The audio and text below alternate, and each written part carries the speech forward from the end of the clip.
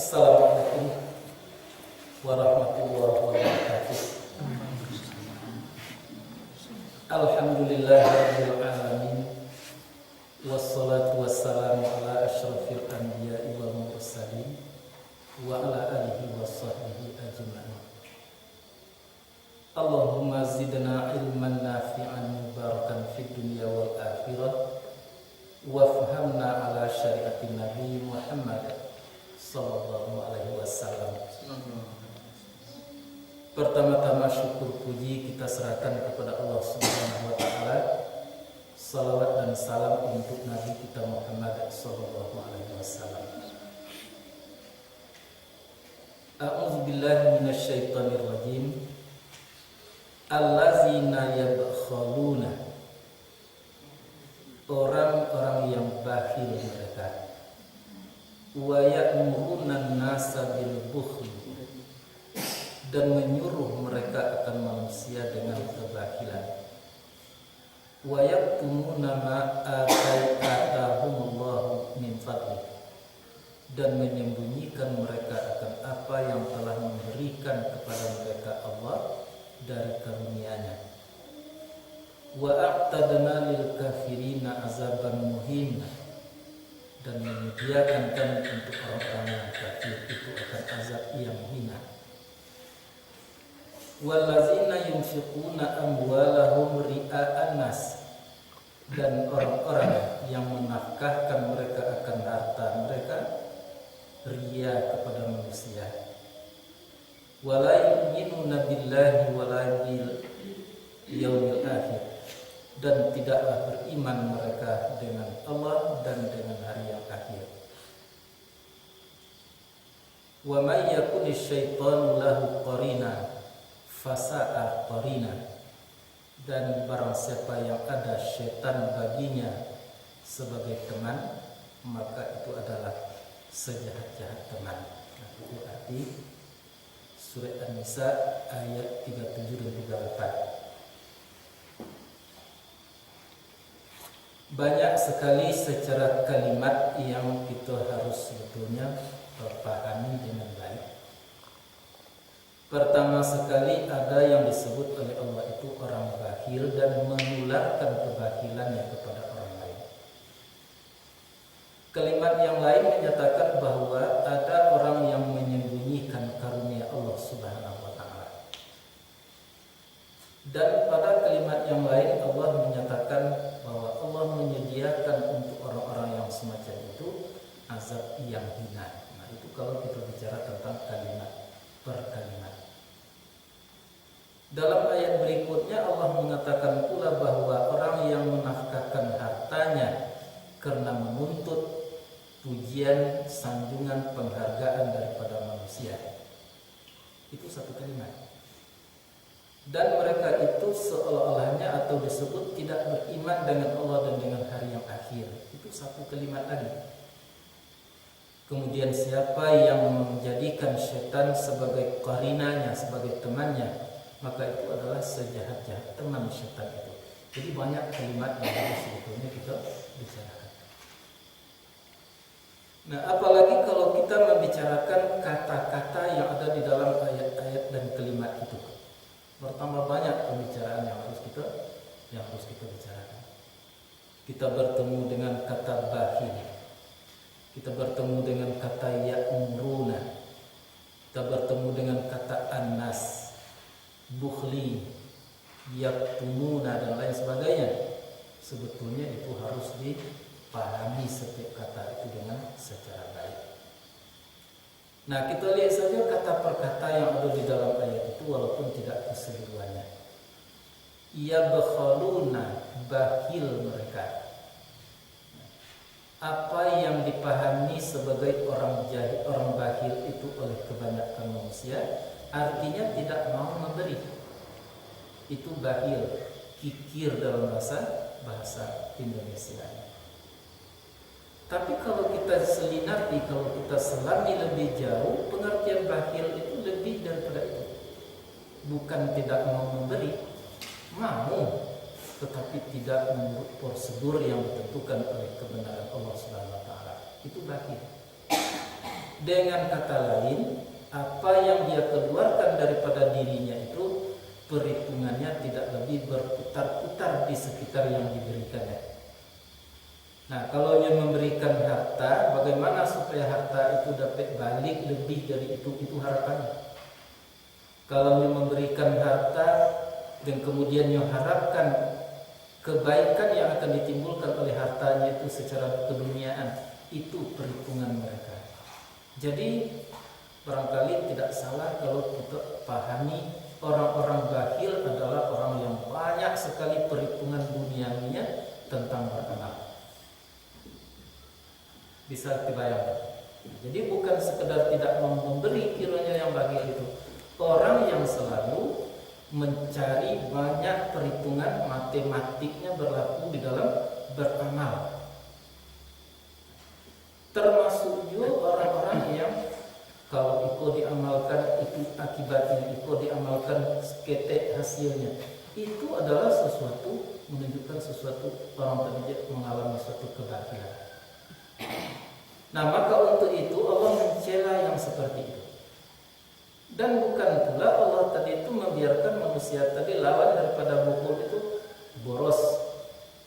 Nah, berbuat saja, melakukan saja tanpa perhitungan. Bukan itu, tapi perhitungannya apa? Aku perhitungannya amal yang dilakukan itu. Perhitungannya yang benar itu hanya satu saja, yaitu menuju ridhonya Allah Subhanahu wa taala. Itu baru tangga kebakhilan daripada diri manusia.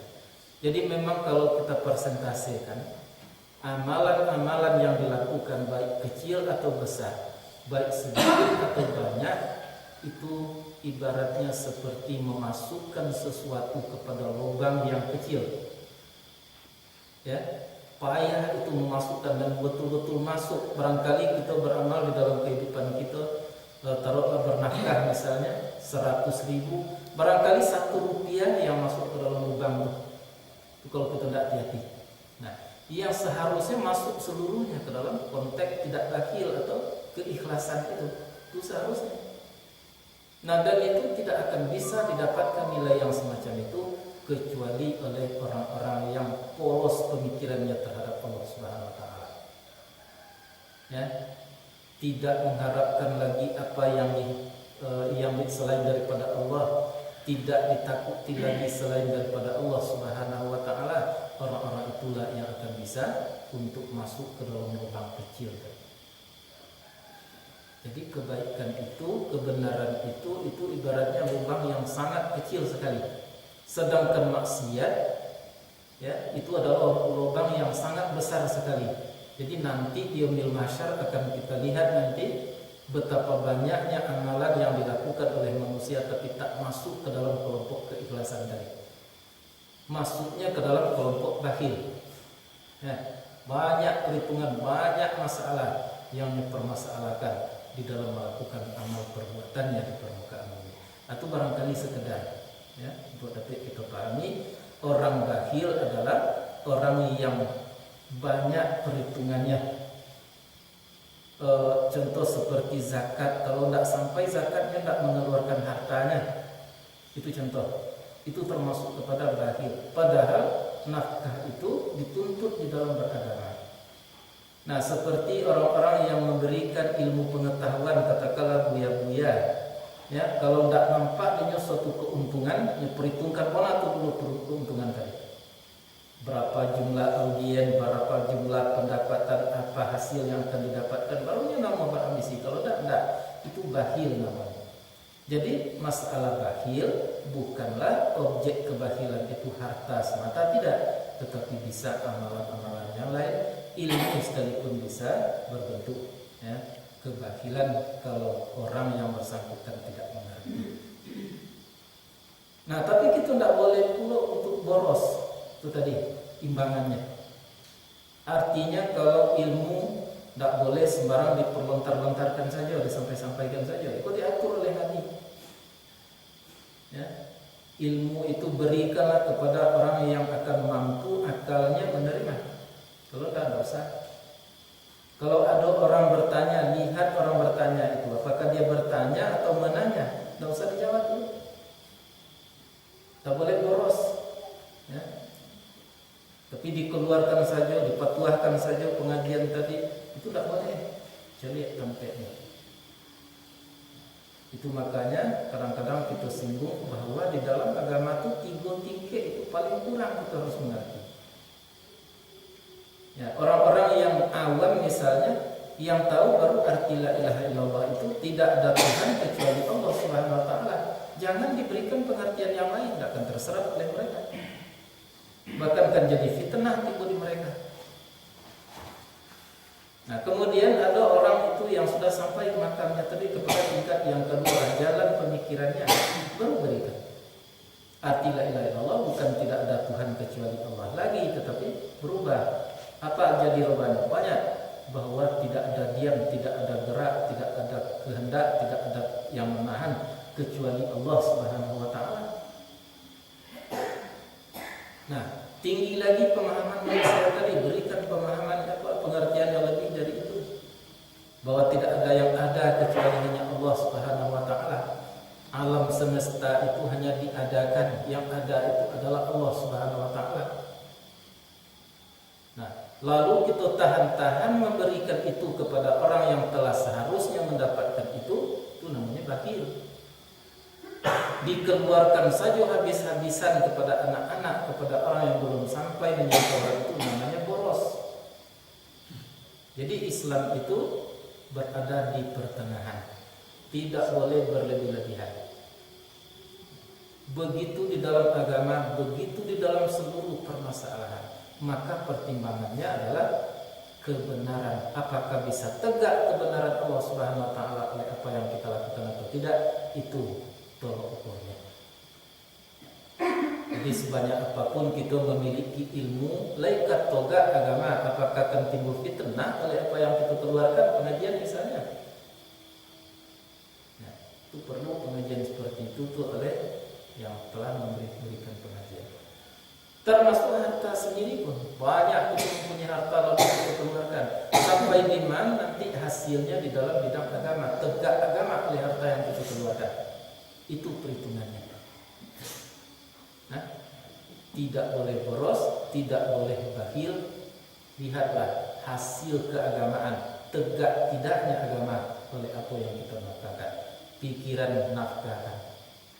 Itu yang dipikirkan, kan ada istilah pengajian itu anak baru yang dipikirkan.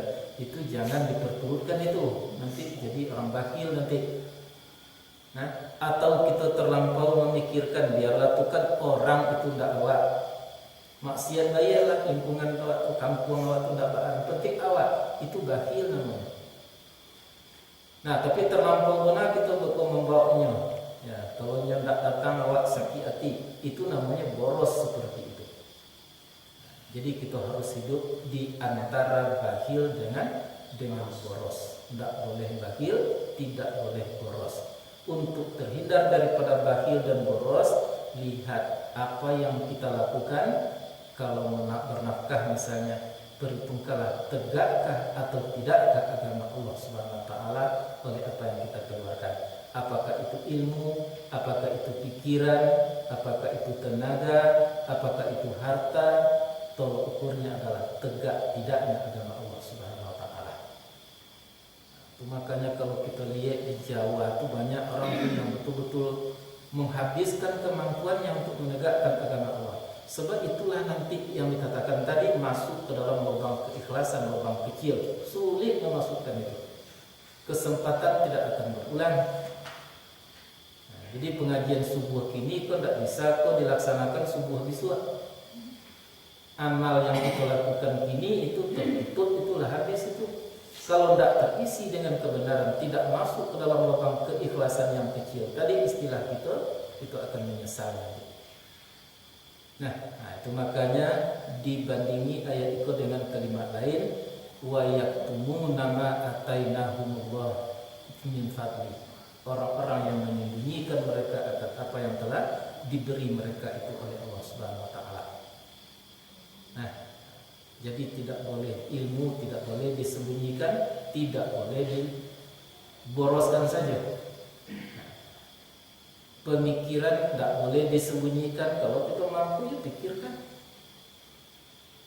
Nah, tenaga tidak boleh disembunyikan, harta tidak boleh disembunyikan. Itu kan ada itu.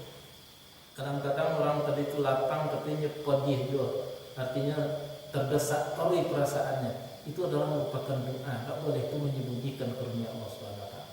Seharusnya tidak seperti itu. Sesempit apapun keadaan kita, itu tetap gairah. Mengapa?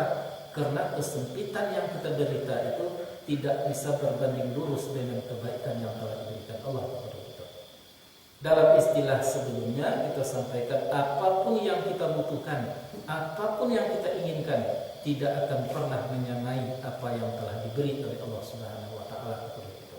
Jadi tidak wajar kita yang merasa minder, merasa kesal terhadap kekurangan derita yang diderita. Mengapa? Karena kalau dibandingkan semua itu dengan apa yang telah diberi Allah, sungguh tidak berbanding.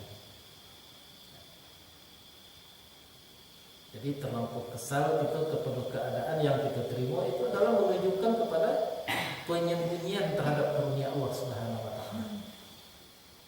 Ya, tidak usah seperti itu. Jadi kok miskin nanti disebut untuk aku juga kemiskinan, jangan disuruhkan karunia Allah yang telah ada. Tidak wapiti mana tidak ada mata lain. Bandingkanlah mata itu dengan piti. Berapa harga mata? Kalau umpamanya kita tidak makan, umpamanya misalnya segalanya kan diberi oleh Allah Subhanahu wa taala. Itu contoh, tapi Tuhan tidak akan sampai membuat manusia seperti itu, benar. Pilih-pilih orang itu.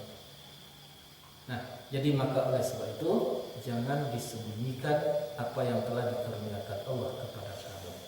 Maka dalam surat Wadduha itu di ujungnya kan disampaikan bi ni'mati rabbika fahaddits. Dengan nikmat Allah itu hadis, sebut-sebut, baca-baca, jangan lupakan. Ya, kalau kamu sehat, sakitmu sudah berapa? Sakit seminggu, hilang dia sehat dengan 50 tahun, itu tidak wajar. Ya, itu makanya dulu Nabi Ayub itu tidak namanya berdoa kepada Allah Subhanahu wa taala. Mengapa? Sakit baru 7 tahun, sehat sudah 70 tahun. Hilang sakit tadi sebetulnya tidak ada artinya sakit tadi dibandingkan dengan sehat. Kalau begitu kan tidak begitu. Bosin saja sekali itu bisa hilang tuh, sehat malah sekian puluh tahun. Artinya menyangkal kepada Allah Subhanahu wa taala, kesal terhadap apa yang terjadi pada diri kita. Itu namanya menyembunyikan apa yang telah dikaruniakan Allah kepada kamu.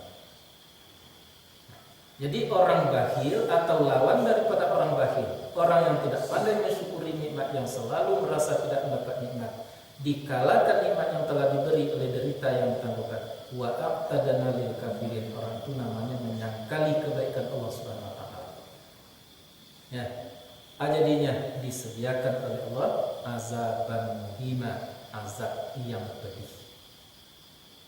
Azab yang pedih. Dua tuh, azab je, pedih je. Jadi kalau tidak pedih, tidak azab namanya. Nah kemudian walaupun tadi mereka itu bernafkah, tapi dengan perhitungan lain tadi, wallazina yunfiquna amwalahum, orang pikir tadi bernafkahnya, tetapi yang ditujunya adalah keuntungan yang ada di sisi manusia. Harap dipuji manusia, harap dibalas oleh manusia, harap kepada dihargai oleh manusia. Kalau tidak begitu mereka tidak mau untuk bernafkah. Nah, apapun tadi bentuknya nafkah yang akan dinafkahkan, itu namanya riya terhadap manusia. Karena ada orang tuh bernafkah, berinfak misalnya, lalu dituliskan di pengurus. Ini banyak berinfak, tapi di bawah dituliskan di pengurus. Jadi masalah dengan itu contohnya orang-orang riya. Sebab yang mengharapkan tidak lebih daripada manusia, penghargaan, puji dan lain-lain sebagainya. Nah, wala yu'minuna billah, kata Allah, dan tidak beriman mereka yang seperti itu dengan Allah. Jadi semakin tinggi tingkat keriaan itu, ya semakin tak ada iman sebetulnya dalam hati. Orang tak beriman pasti ria. Orang yang ria pasti akan runtuh imannya. Bayangkan. Gimanalah hebat iman kita. kita berbuat ria, itu akan meracuni iman yang ada di dalam hati kita. Apalagi sebelumnya tidak beriman, maka jadilah ria akan pasti terjadi. Jadi ria itu tergantung kepada iman seseorang. Kalau dia percaya bahwa pujian Tuhan, pengakuan Allah lah yang baik, maka dia pasti beramal untuk Tuhan. Tapi kalau dia merasakan bahwa yang baik itu pujian, sanjungan, balasan daripada manusia, pasti dia akan berbuat untuk manusia. Nah, maka dikatakan oleh Allah, orang yang semacam itu sebetulnya tidak beriman kepada Allah dan hari yang terakhir. Sehingga dia cari keuntungan dari apa yang mereka buat itu untuk dunianya, tidak ada untuk akhiratnya. Jadi, wa may yakuni syaitan, itu berarti syaitan sudah mengambil bahagian dalam kehidupannya. Disebut oleh Tuhan qarinan. Qarinan itu teman. Ya, maksudnya teman di situ awak senang dirinya, tetapi awak sudah dijajahnya, itu namanya qarinan. Nah, kalau sahabat atau fulan itu teman juga, itu tidak seperti itu. Bisa kita tolak ansur dengan orang, itu namanya pertemanan secara bersahabat. Kalau qarinan tidak bisa, awak tidak dikuasainya. Ya, bisa dibayangkan tuh. Karena itu misalnya orang suami istri, ya, kemudian si suami atau si istri itu tidak bisa lain untuk berdiplomasi, memasukkan, harus ide satu saja yang diikuti, itu namanya qarinan itu. Jadi mereka sebetulnya orang tadi lah seperti itu dengan setan, tidak bisa lain untuk mengantisipasi setan, tetapi setanlah yang sudah menguasai diri pribadinya tersendiri. Itu qarinan. Maka disebut oleh Allah fasa'a qarinan, itu adalah sejahat-jahat teman. Sa'a, sejahat-jahat qarinan. Jadi tidak usah dimasuki kata per kata yang lain. Yang jelas bakhil tidak boleh, boros tidak dibenarkan. Untuk dapatnya kita berada di tengah-tengah, maka justru ukurlah apa yang kita lakukan itu dengan agama Allah Subhanahu wa ta'ala. Sekalipun kita dipayakan habis berkorban karena agama Allah, itu bukan bakhil, itu bukan boros. Tetapi kalau kita beramal karena yang lain banyak perhitungan tadi, itu bakhil. Kalau kita beramal tanpa perhitungan, asal berbuat saja, itu bakhil. Jadi boros. Maka jadilah harusnya manusia tadi menjadi orang yang mengukur seluruh perbuatannya itu dengan tegak atau tidaknya agama Allah SWT. Itulah hidup yang baik. Itu tadi kita istilahkan, untuk masuk ke situ ibarat masuk ke dalam lubang yang sangat kecil sekali. 100 manusia yang berbuat, belum tentu itu 10 akan bisa memasukkan kepada kualitas yang semacam itu. Dari sekian banyaknya amalan kita, belum tentu itu 10% sudah berada di dalam lubang kecil itu. Maka untuk itulah kita perlu berhati-hati. Sehingga Umar bin Khattab mengatakan, hasibu anfusakum qabla an tuhasabu. Semakin kita berhati-hati memperhitungkan diri kita, ya, semakin beruntunglah kita di sisi Allah Subhanahu wa ta'ala. Ada pertanyaan?